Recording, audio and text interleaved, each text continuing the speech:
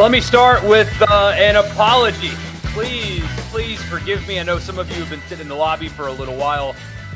Something came up that I had to, that required my immediate attention. I had to attend to something, and so we are very, very, very, very late tonight. Please forgive me, but we're here talking Ole Miss signing day and the drama that came with that. Although the theme of the night and the theme of signing day for Ole Miss is that frankly, they did just a really good job with this recruiting class. The number 14 recruiting class in the country with the transfer portal opening up on Monday. This is the Rebel Report. My name is Michael Borky. I am very, very glad that you are with me. Don't forget to subscribe if you have not already, wherever you get your podcast. Just search Rebel Report, subscribe, and leave a rating. If you like what you hear anyway, leave a rating and a review. In this edition of the Rebel Report is presented by the Gregory Law Firm. All editions of this podcast are presented by the Gregory Law Firm. Check him out, DJ Gregory. He's in Fulton, but he can service you anywhere. 662-397-9799 is the phone number. And that's something that, you may not need him today. I hope that none of you guys ever need the services of DJ Gregory. But the thing is, life does happen to us. And when it does, if you have been personally injured, you don't want to be stuck not knowing where to go. DJ Gregory's where you go in the Gregory Law Firm, 662-397-9799. Also, small business. You're a small business owner. You need some legal advice, or that's something that, you think you might start down the road or whatever the case may be. Save that number. Reach out to DJ Gregory of the Gregory Law Firm. If you've been injured, don't wait another second.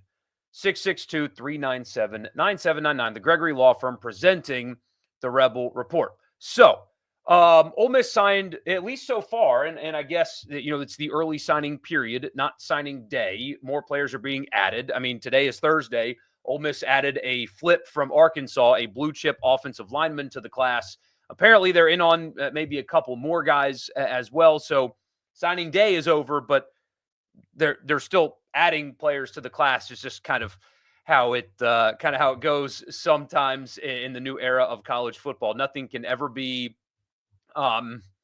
simple anymore. However, let's start with the class itself, and then we can get to the drama, and then we'll get to your comments. Probably a little bit of a shorter stream tonight just because of the timing, and it's exclusively my fault, but still. This class is evidence of something. And, we could go through the individual players if we'd like, and I'm sure you guys have done that already. And, there's 24 players in the class at the moment. Not all 24 are going to be great players. Not all 24 are going to be sophomores at Ole Miss. That's just kind of college football these days. But that's kind of how it's always been, right? The important thing in recruiting is to stack good classes because it's not an exact science. There is a diamond in a rough out there that, nobody recruited that ended up becoming a star like Demario Davis, right? He went to Arkansas State. He's an outlier, though. He is an exception. He is not the rule. Patrick Willis, to use Ole Miss as the example, is an exception, not the rule. There is a direct correlation between recruiting class rankings, the number of blue chip players you have in your recruiting class, and success on the field in players put in the NFL. There's a direct correlation between them. You cannot win without adding good players to your team. Coaching and development is great and it's helpful, and guys can overcome lesser recruiting classes, but you're not competing for championships without signing high-level classes with a blue chip ratio of over 50% because it's never happened before. And Ole Miss is clearly in the blue chip index, which again is 50% blue chip prospects or higher. No team with a blue chip ratio below 50% has ever won a championship. Generally speaking, it is 15 to 20 teams in college football, usually fewer than 20, are in the blue chip ratio. And that's what this class for Ole Miss is. Last year's class was right at 50%, if I remember correctly. But sure, there are individual players that are going to end up being great in this class. There are individual players that are going to help them this year. Caleb Cunningham, a lot of people think that he's going to end up being somebody that is a day one help for Ole Miss in this coming season, even at wide receiver. But more importantly, I think what this means is a big picture situation. A recruiting class like this has depth, right? It's not like 2 5 stars and it falls off after that. They have blue chippers on offense, multiple wide receivers. They have them on defense, especially the defensive backs. They have defensive linemen. They have offensive linemen. The depth that they have amassed in this recruiting class as they finish in the top 15 is an indication that the program and what they are selling, and also what the way that they are funded, is still very, very healthy. And that is a big thing, because even though we talked about it and that it was kind of a bit of a ridiculous talking point, was, well, Ole Miss has all of their chips in 2024, and they've spent all of their money, and it's all about 24. And when 24 ends, what are they gonna do? Right? That was the talking point. And Ole Miss underachieved in 2024 on the football field. They did, and we've talked about that enough. But what they have turned that into is a top 15 class, and you know what they're going to do in the transfer portal. So this is an indication that not only is Ole Miss football not dead, but despite the all-in aspect of 2024, they're not going anywhere if they continue to stack classes like this one and continue to add in the transfer portal the way that they have. This is sustainable. We've talked about the 38 wins in 4 years. If they win the bowl game, it'll be 39 in 4 years. That's sustained winning at Ole Miss. Recruiting like this will make that sustainability even easier for them. So, yes, great individual players. They've done really good in a lot of places. They've done really good in the state of Mississippi for the most part, signing the number 1 player in each of the last 3 years in the state. All of those things are true. But I do think that what they've done in recruiting this year, and even last year, but especially this year, is a sign that they can continue winning at the level that they have won over 4 years.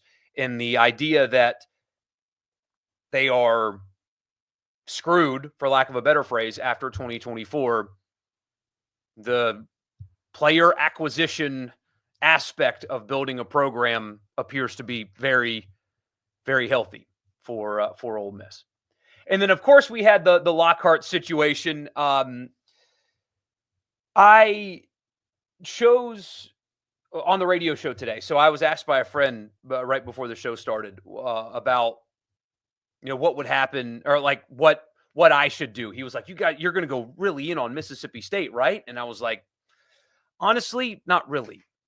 And here's why. And maybe it's because I'm a little bit cynical or whatever. Look, I know the situation is weird at best, and you have, it's been reported by people that cover Mississippi State that the family would not sign the papers and essentially would not let him go to Ole Miss. We had one texter on the radio show suggest that was just a giant troll job, that Lockhart just wanted to troll Lane Kiffin, and no, that's not what happened. He chose Ole Miss on signing day, and he did not get to go to Ole Miss for whatever reason. Seems like the family would not allow him to do it. Where my cynicism comes in is I was more surprised that it was so publicly discussed that it went down that way. If I were Mississippi State, I would have tried to suppress that information as best as possible. I would have had the player come out and say that, like, I had a change of heart, or I realized we're home. I would have done it that way. And when you've got state-friendly media openly talking about family wouldn't sign the papers, I'm just surprised that it's been so openly discussed, because that phenomenon is not new in recruiting. There are famous stories, and then there are some that have happened that way that kind of flew under the radar, and they flew under the radar mostly because it wasn't so talked about openly that, these are all things that I've heard that have happened in the past. Parents were offered a job and in a house and all that, and player didn't really want to go to this school, but had to do that for his family. Or there was just a monetary offer that they could not refuse. Players have gone to schools they haven't wanted to go to all the time, but it also gets dirtier, darker than that, more unfortunate than that, where I've heard I'm sure heard these stories as well, where a player's livelihood was threatened. That if your son doesn't go to X school, you won't have a job anymore. I'll fire you. That kind of pressure has been applied in the past. And that is common practice is not the right phrase, but that's recruiting sometimes. Recruiting is ugly at times, and recruiting is dirty at times. And if it went down exactly as been reported, as the family would not sign off on him going to Ole Miss, then that's that's recruiting. Should it be that way? No, it shouldn't be that way. But is it that way? Well, of course it is. That is not uncommon. I remember it's been a little while now since this happened, but there is a former LSU player that spent some time in the NFL that showed up to his signing day ceremony wearing red and blue with the intention of signing with Ole Miss. Somebody got to mom. He wasn't allowed to go to Ole Miss. That does happen. In the portal era, it's a little bit more risky, I suppose, or however you want to frame it. But as bad as this sounds, and a lot of you will disagree with this, but Mississippi State did what they had to do to save face on signing day, because that image of him standing next to his brother holding up the land shark fin with Ole Miss on his chest, his brother is a current player at Mississippi State.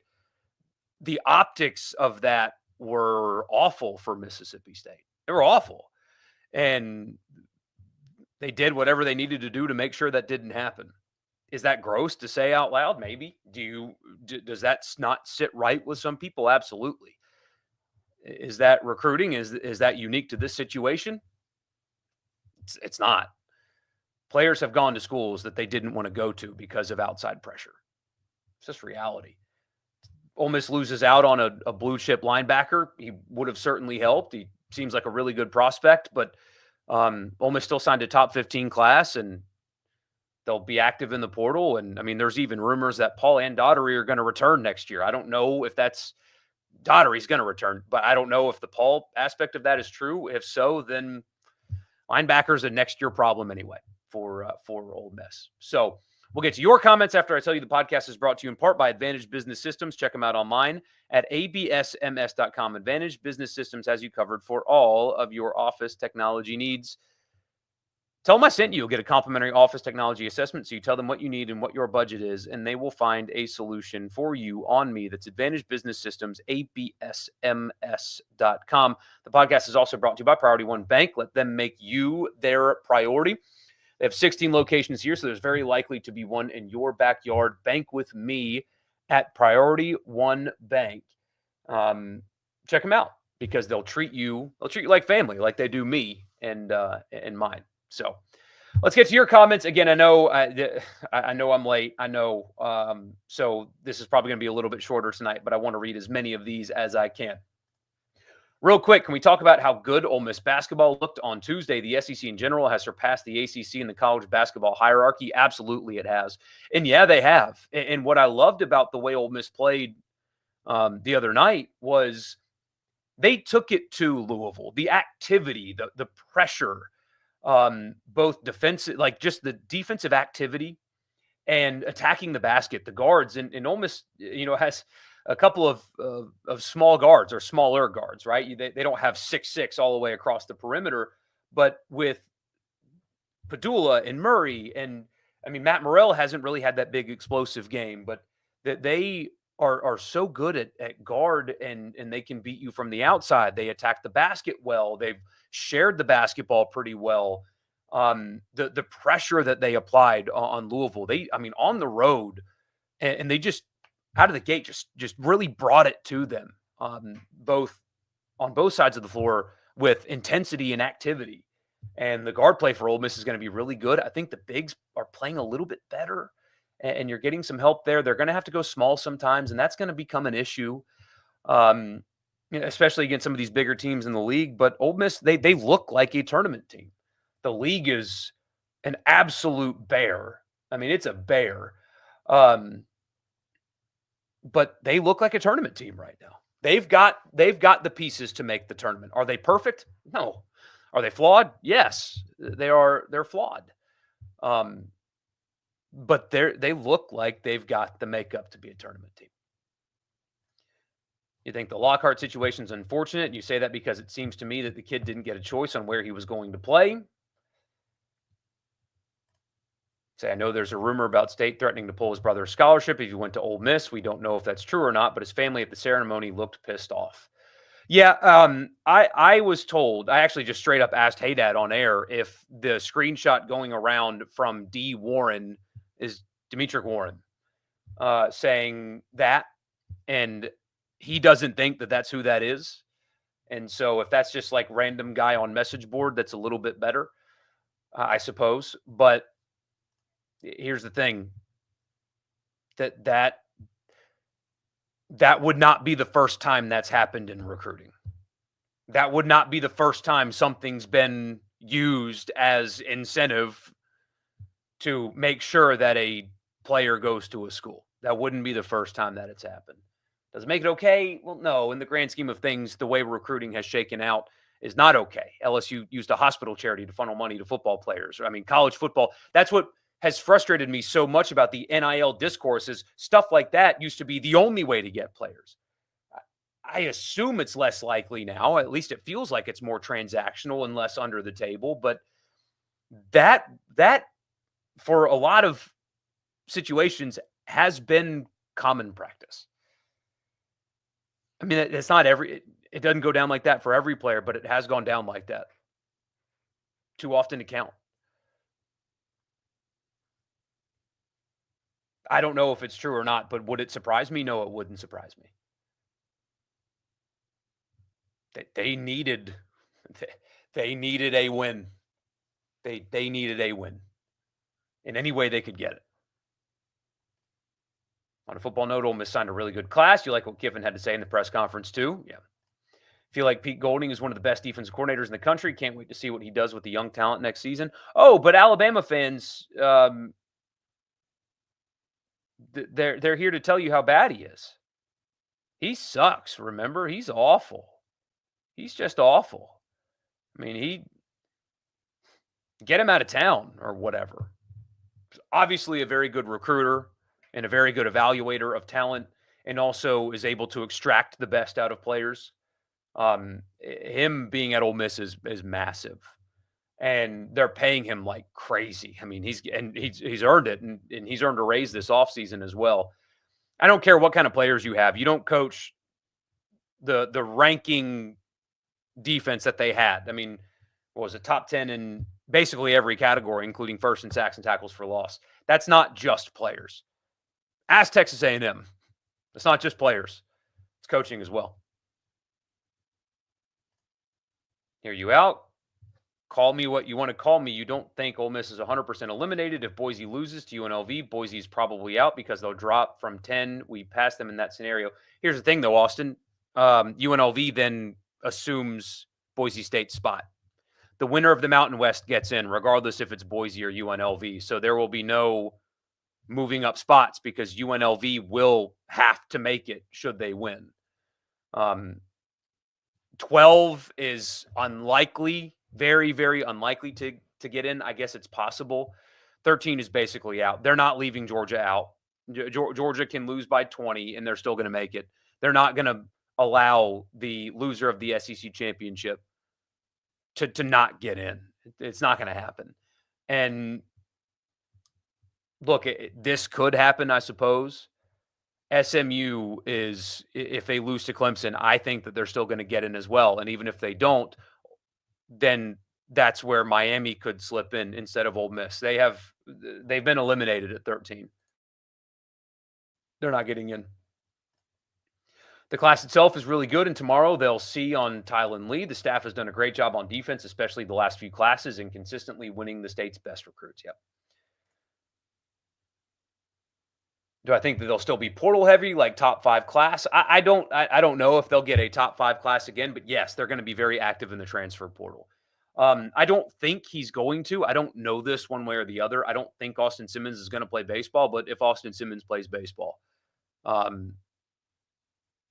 then they're definitely going to get a portal quarterback. They might get one anyway.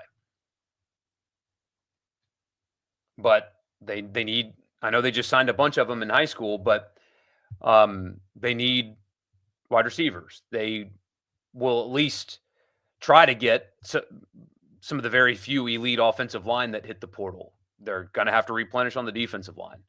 They are, if the Chris Paul rumors are true, which I don't know if they are, I have no idea if they are or not, then you are less needy at linebacker, but you still need to get one, at least one. You're replacing Amos in the secondary. They're going to sign a lot of guys in the transfer portal.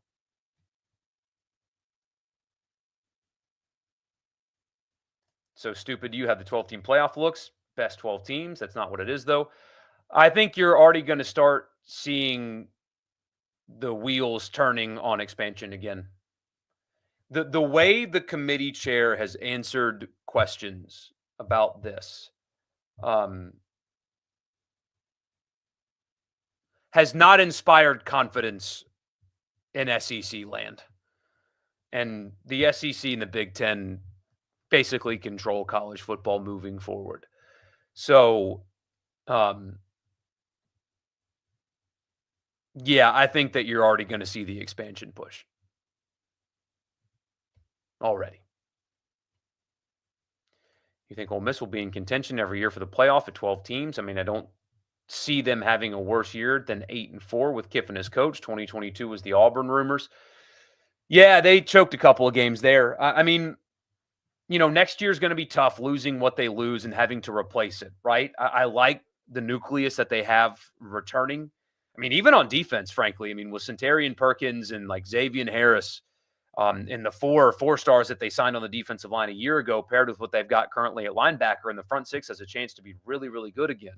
Imagine mixing a portal guy or two into that, or three into that, and suddenly you're still really cooking again there.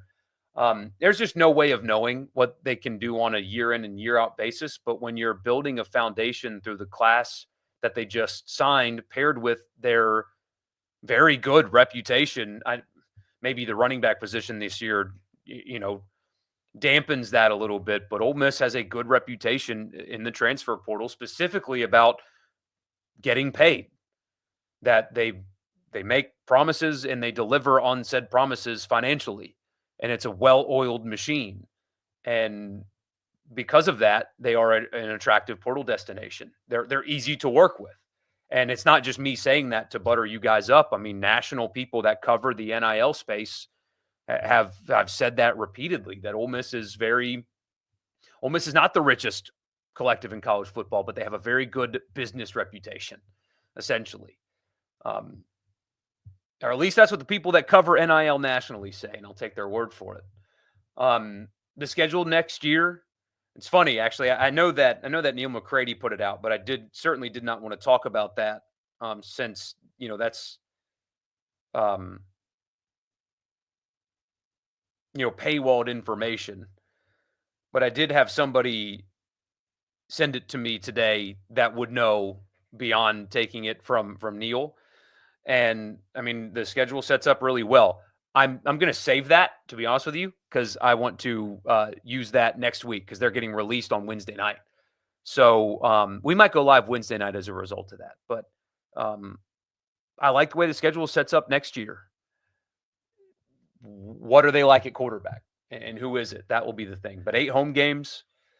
There's not the 4 non-conference to start the season. Helps a little bit. One thing that's been impressive about the staff, you say, is that they have been able to go into county schools that state has had a pipeline to and get those guys. Look at Mason Dunn out of Tupelo. Big get. Yeah. I mean, same thing with Cunningham. The tide is turning a little bit in the state of Mississippi about who can lock down,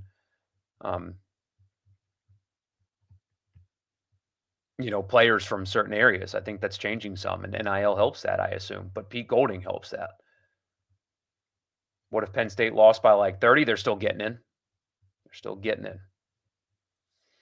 If SMU loses, they will put Bama in. You're 100% in that boat. Well, Bama's already in. Oh, but I guess what you're saying is they will make sure that they get in over SMU. The committee chair has essentially said that they're not going to do that. But can you take them at their word? I don't know.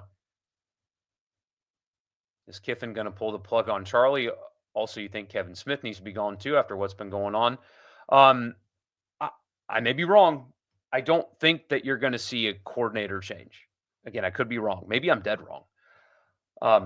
I do think that they need to make some changes offensively. Because look, one bad game, hell, two bad games, two off nights. It's fine. It happens. But they had more than two, frankly. They had more than three. Defense won the Egg Bowl. They struggled against the worst defense in the SEC. So they struggled in the second half against South Carolina. So second half offense has been a big talking point in their losses. Well, what about the wins? Hasn't been really great there either all season. They have been very inconsistent, and I think that they need to do some self-scouting and evaluation and figure out why, and just running it back fully intact the way they have. I don't know if that's the best decision. Generally don't think Kiffin thinks the offense was bad, though. How he talks after the losses, one play away, and it's different. This is the $1,000,000 question. If SMU loses and Clemson gets the auto bid, do they put Miami in over SMU? If they do, I want to hear that conversation. I'm just saying I don't trust the committee. No, you shouldn't. They also addressed some needs at offensive line. Devin Harper is a massive get out of Louisiana, and now today they flipped Connor Howes from Arkansas. Two blue chip offensive linemen committed elsewhere a week ago. One to LSU, one to Arkansas, and they flipped him late. It's big time. You don't think the Lockhart thing was some elaborate troll job? No, it wasn't. It was not. No.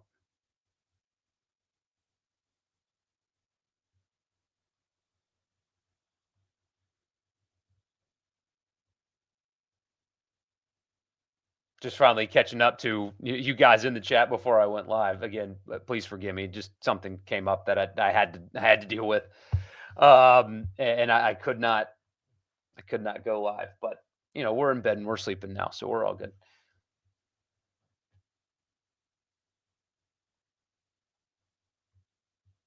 Back to the Lockhart thing, his brother and their best friend play at State. The family seems tied there and didn't want him at Ole Miss. If I'm Ole Miss, I'd flush it and move on, which is what I think they're doing. Let the MSU people celebrate. That is what I think they're doing. It reminds you of the most of when Landon Collins signed with Alabama way back in the day. No kidding. Will Juice stay? No, he's already accepted a bid to one of the All-Star games. Not the Senior Bowl, but one of them. Barian Brown entered the portal, and I'm sure we all know Ole Miss is going to be in on that. Really would be a little surprised if he doesn't end up in Oxford. Heard about this for 2 years. No kidding. I mean, the Barian Brown to Oxford thing has been a thing for a long time. Maybe it finally comes to fruition. Very talented, has not been utilized the way his skill set should have been at Kentucky.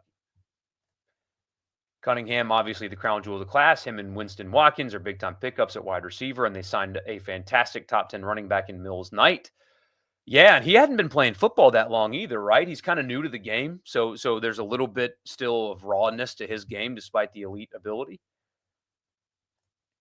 Happy with the class, but still need the portal because they're still in the bottom half of the conference in high school recruiting. They are, but the gap between like 5 and 9 in the SEC is basically nothing. So yes, they will need to use the portal to try to level the playing field with what Georgia did, of course, but that's what they've been doing already. The difference is this high school class is the best that they've signed. So they're elevating what they do in high school while still being very active and likely very successful in the portal yet again. The depth they build at defensive line is very impressive. No doubt, man. No doubt. So currently looking like the Gator Bowl for Ole Miss. I'd assume Citrus would want Carolina more, and apparently ReliaQuest wants Florida. I'd love to see them play Miami just because it would be funny. Yeah, so who would they play in the Gator Bowl? That's a Big Ten tie-in game, right? Would it be? Let's see. I mean, that's a Big Ten SEC game, right? Right. We'll just go with that. It also has an ACC tie-in as well. Interesting. Could it be Clemson? There will be less talent in the transfer portal going forward because there will be about a 15% drop in eligible players. Yeah, the COVID thing gone.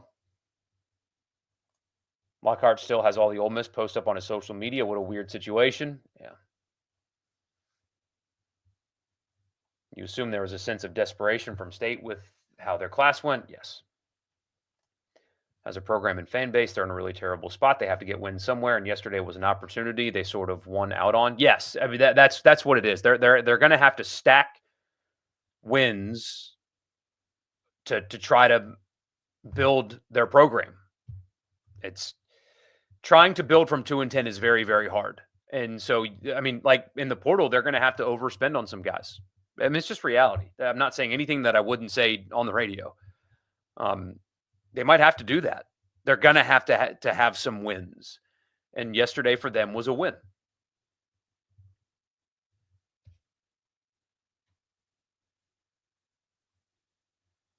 What's the ceiling for Ole Miss men's basketball? I mean, they could be a second weekend team with the right draw for sure. They definitely can be a tournament team. Most underrated recruit Ole Miss signed that could be a star. There's very few underrated recruits considering there's 15 four stars in the class. Maybe Bradley, the tight end. It's a big kid. Athletic as well. Maybe him. Walters, the linebacker, maybe. Underrated.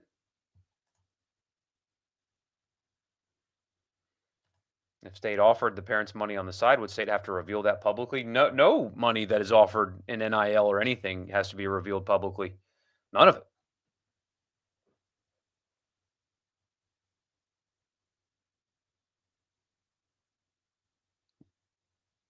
With Hutzler coming back as DC, don't think it's a guarantee Levy gets year 3. Yeah, with him coming back and basically, I guess, the entire staff, it is they better win. I mean, they just simply better win. They cannot let Simmons play baseball. Feels like malpractice to lose out on spring training and risk arm injury that completely screws over the 2025 season. Yeah, I mean that's been my position. Look, I mean, if he wants to play baseball, that's fine. If he wants to play baseball, fine. You go play baseball. If I'm Lane Kiffin, this is what I'm saying. If you want to play baseball, that's great. That's fine. I'm getting next year's starting quarterback in the transfer portal. Then you can compete. You can show up to practice when you can in the spring, and maybe you can make all of them. That'd be great if you could. But my intention is to go to the transfer portal to find next year's starter, because next year's starter should not be playing baseball in the spring with an elbow injury already from a season ago. If you want to risk that and risk injury and risk missing time and being away from your team and let somebody else win the job, that's fine. You can do that. But that will inspire a more intentional approach at quarterback in the transfer portal. I think they're already going to try to look for one, but that will make it more quote unquote desperate. Would you say getting a guy like Pooh back is the difference in half to even a whole win next season? Oh, I mean, is one linebacker that valuable? Man, his play, gosh.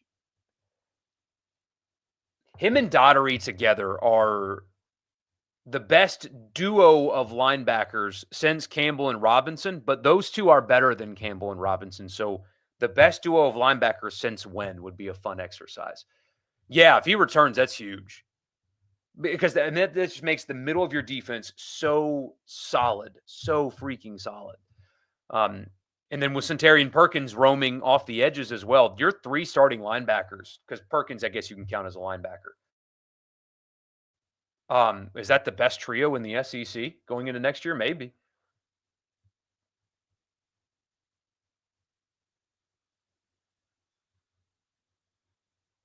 If Levy were to go 0-8 in SEC play again, you wouldn't be opposed to scrapping Weiss and bringing him back. I think he would do really good things. I don't know if that relationship would be I don't know. They coached good offense this season.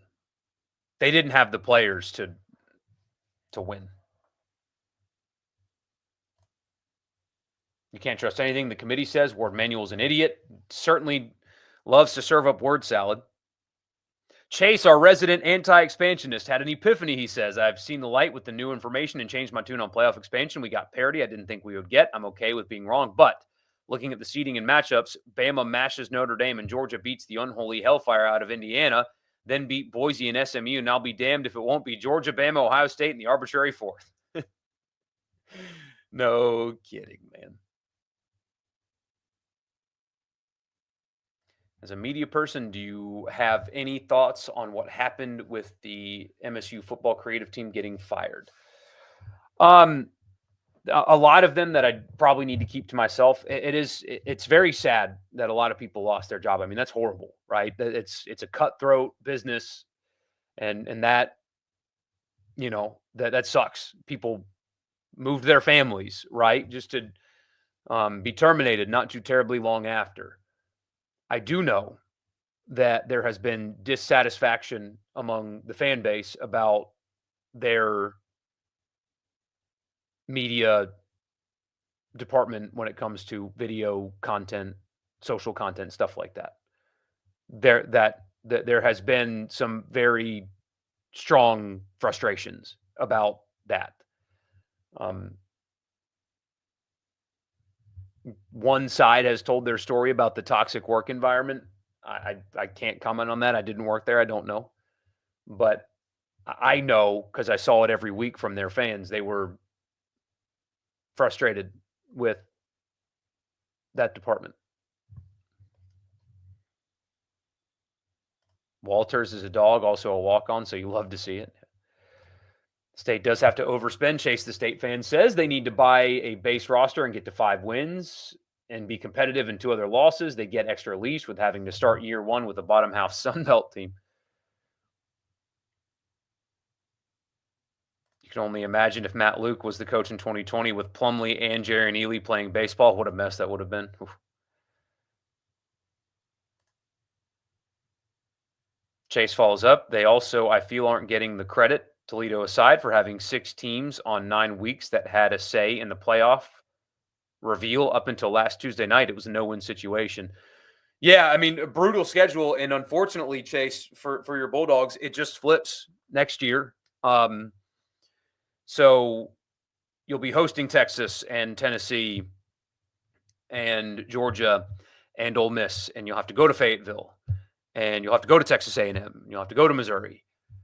That is not fun. That is not fun. But anyway, sorry about being late. Please forgive me for that. But we'll be back on Sunday. A lot's going to happen between now and then. There'll be a lot of football, and I'm looking forward to talking with you guys about it. In the meantime, Ole Miss, top 15 recruiting class, very, very, very good. Supplementing it with the portal. That is sustainable roster building to be competitive on an annual basis if they continue to do it like this. See y'all Sunday. Thank you so much.